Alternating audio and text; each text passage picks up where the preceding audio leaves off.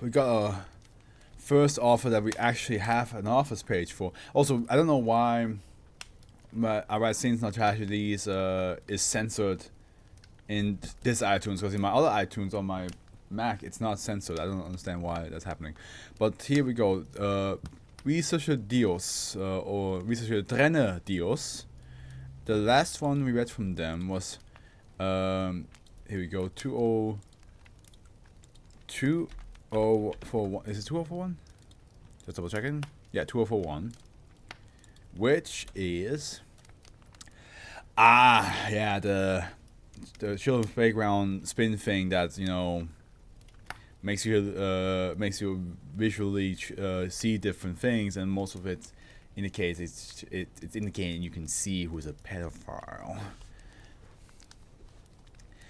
That one actually was a very good twist. I think it was a good twist. So that's the last one we read from Trainer Dios. This one is called Teeter-Pult. Okay, here we go. Object class safe. Special containment procedures. SCP 2224 is located in the external environment lab on Site 24. Level 2 security clearance or higher is required to access the object, in addition to permission from Dr. Darrett's. Description: SCP-2224 is a teeter-totter made of wood and metal, with 2 boards and 4 handles to accommodate up to 4 riders at a time. The object resembles an older style of teeter-totter which is no longer widely produced due to safety regulations in most countries. It was acquired from a village located in southern Finland after the Foundation was contacted by the local government. Each of SCP-2224's 4 seats have a single letter engraved into the wood where the rider would be positioned. The letters are A, B, that's the Scandinavian O, right? And D with, I don't know what it's actually called. And with A and B engraved on board, and I'm just gonna say O and D on the other side. SCP-2224 effects only occur if a rider is sitting on the A or O seats with another rider on the opposite end of the board. The effects are different depending on which seat is being utilized. The individual effects are listed below. Okay, here we go. The A seat. The anomalous effect of A seat is first initiated when both it and the B seat are occupied by riders. While the rider on the A seat pushes off from the ground, causing the B seat to then touch the... Wait a minute. Yeah, initially when both it and B seat are occupied by the seat to touch the ground, the A seat rider will experience the feeling of being launched off the object approximately 2.2 to 3 meters straight above the seat. When the B rider pushes off the ground again, the A rider will then feel as if they are falling back down on the seat at a velocity to be expected from their perceived height in the air. Visual and auditory hallucinations accompany this effect. This person really likes children playgrounds to make anomalies out of children playgrounds equipment. The A rider's experience will always last approximately 2 to 3 seconds, regardless how long the B rider stays in the ground position after touching down. Tests have been done with B riders staying in the ground position for up to 52 minutes, with the A rider not realizing how much time has passed until they are informed by testing staff.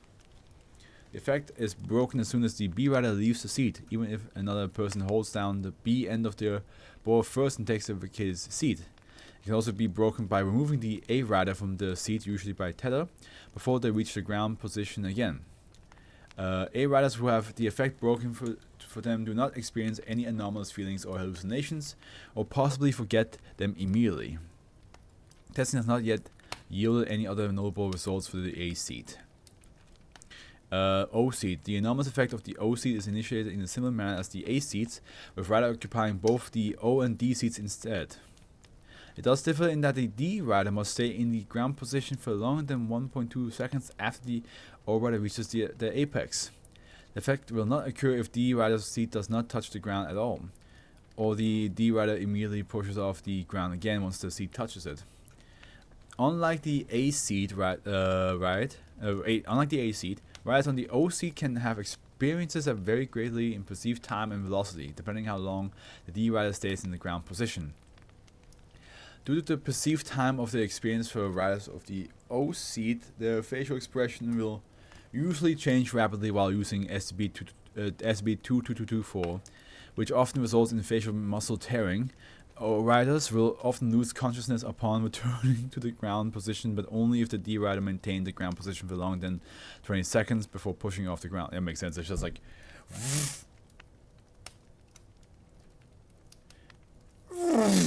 depending how long like the D rider stays, right? So breaking the effect is possible using the methods outlined from the AC, with O riders having their experience nullified or forgotten. Similarly, considerable testing of the O seat has been done to seek out any other similarities or differences between it and the A seat. These results can be found in the table below. Tests beyond 59 seconds are no longer authorized. O seat testing results. Amount of time the D rider spent in the ground position. Only D-class personnel have been used to test SCP-2224's O seat so far. All tests have been conducted outdoor in the external environmental lab. SCP-2224's effect do not occur indoors. Okay, so time 1.5 seconds. D132033 subject claimed to have experienced being launched an estimated 6 meters in the air before falling back down the seat of SCP-2224, and that approximately 5 seconds passed. Subject reported pain expected from equivalent drop of similar height, though it quickly dissipated. Slight bruising appeared around the area of D132033's tailbone, but it disappeared before it could be photographed. So you will definitely feel the pain, and your body will show effects of that pain, but it then will vanish pretty quickly, it sounds like. Oh, yeah. 10 seconds. D98901. Subject claimed she was launched at least 200 meters in the air at the perceived speed of over 70 kilometers per hour. Subject was able to see well beyond the boundaries of Site 24, given an accurate description of the surrounding landscape. Though D98901 claimed to experience excruciating pain upon landing, the temporary bruising around the tailbone was identical to previous test subject. Subject was given Class A amnestics to comply with security protocol. Yeah, you don't want to know where you are, eh? 22 seconds. D102322. Subject lost consciousness after returning to the ground position and awoke 3 minutes later. D102322 claimed to remember very little of the experience because he collided with a goose at approximately 500 meters in the air. Subject did mention that they were unable to see any curvature of the earth, claiming that the horizon was as flat as a Temporary bruising was found on D102322's tailbone and scalp.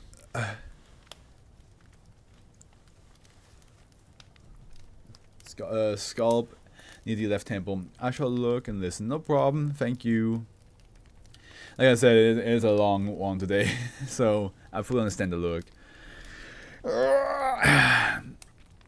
29 seconds. Why would you go beyond? After 20 seconds, you should be like, yeah, I think we got it.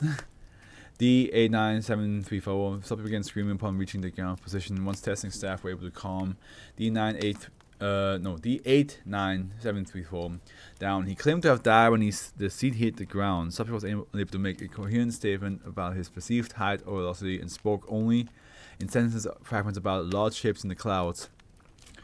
Subject died from a myocardial infarction 27 minutes after the conclusion of the test. And you guys were like, one more time. 40 seconds. D120048. Subject lost consciousness upon reaching the ground position after approximately 12 minutes.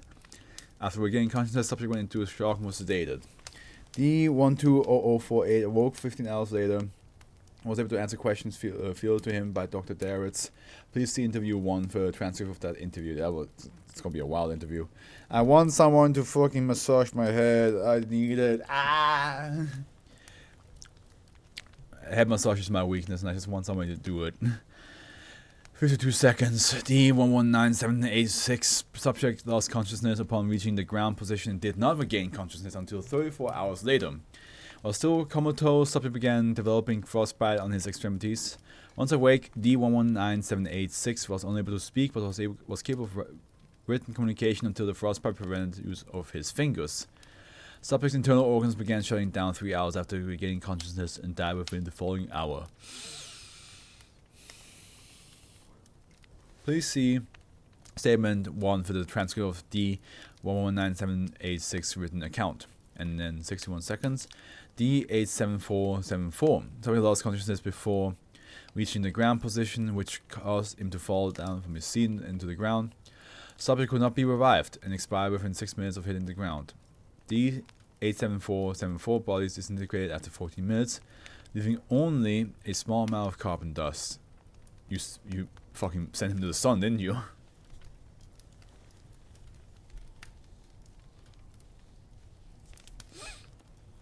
Interview 1. Interview with D120048. Okay. Can you give me a detailed account of what you experienced? I'm not sure. I only remember some of it. It's fuzzy. Tell me what you remember. I remember going real fast, like way too fast. My head hurt real bad and I thought I was going to suffocate. What did you see? I saw the ground getting farther and farther away, and the next thing I know I was in the clouds. I think I passed out at some point, but then I woke up again. And then? I felt like I was slowing down and I heard a voice. It was real loud, but it still sounded far away. I could tell it was coming from a cloud in front of me. It sounded real weird though, like my old principal on the loudspeaker back in elementary school, only higher pitched. There was another sound behind it too, like a big roaring jet engine. What did the voice say? I don't remember much of it, just bits and pieces. I remember saying something about getting my ticket out. It sounded like it was taunting me. I remember now. It kept getting louder and louder. Did you see what the voice belonged to? Well, not at first. I could just tell it was coming from a cloud, like I said. But yeah, it came out of the cloud after a bit. As the engine sound got so loud, I thought my head was gonna burst. Things get real fuzzy after that. Any detail at all would be helpful. Take your time. It was some sort of airplane. I know that for sure. It was pink or pinkish, I guess. I think it had a face though. I remember it was huge and was coming right towards me and was screaming at me about my ticket. Shit, I don't know if I can handle this right now. I don't know if I can handle this right now. We can take a break if you like. Nah, I only remember one more thing anyways. It's the last thing I remember before I woke up in this bed. I think I got sucked in one of those things, jet engine. Did you feel pain? Oh yeah, I sure did.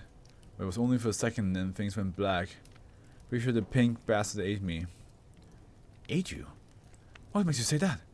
Because the last thing I remember before the pain hit was that it wasn't no regular jet engine. It was just a gaping pink mouth with a lot of nasty looking teeth. It was where the voice and noise were coming from. It was screaming in my ears about my goddamn ticket right until it bit me in half. Statement 1. The following account was written by D119786. Before he expired from organ failure, spelling and grammar errors have been preserved from the original writing. I remember being up in the sky. I could see everything, the birds, the trees, the buildings. They just kept getting smaller and smaller. Some birds were even following me, but I couldn't hear them. I guess they got too high up because their wings fell off and they started dropping. I got scared because I thought my arms were going to fall off. And then I would fall too. Then the sky turned pink, and then I heard noises, but I couldn't see what was making the noises. And then the sky was black. I got very cold when the sky turned black, and I was scared, but also excited because I thought maybe I would see the stars. There weren't any stars, though. It was all black, and when I looked back at the earth, it was just a big pink ball.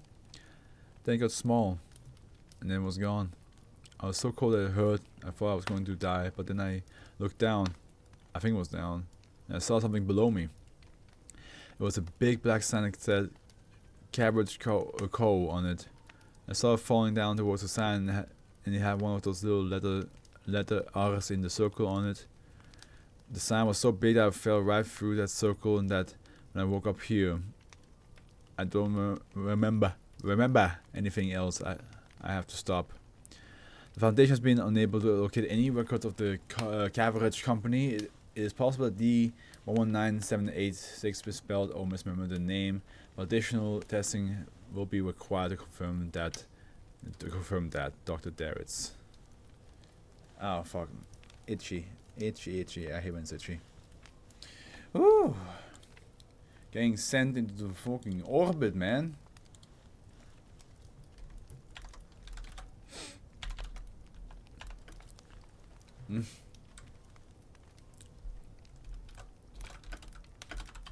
As a child, I always thought, how dope would it be if those Teeter-Pulters would send me into the sky.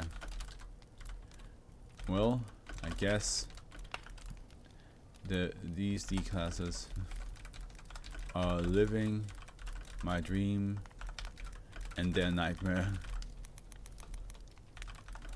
in the same time, cause they do be flying far up. Oh, okay, halfway through. Goddamn. At least number wise, like I highly doubt it's gonna be. The other ones are gonna be as crazy long as 2222. But yeah, like I always like the idea of you know, like just those things. Just like I always try, like me and my friends always try to like make each other like jump really high. Like I remember back in the days when like you would stand on it and then a friend was like then like push it down. You just fucking jump like that. Good times. But yeah, there was like a part of me as a child was like, man, I wish you could like send me to the sky. Of course, not thinking about the fact like, yeah, well, if you come back down, you'll be dead.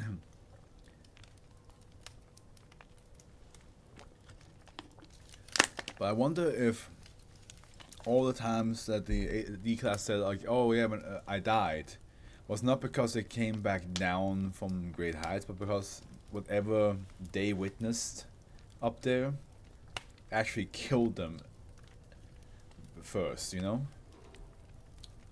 That's what I'm thinking and wondering.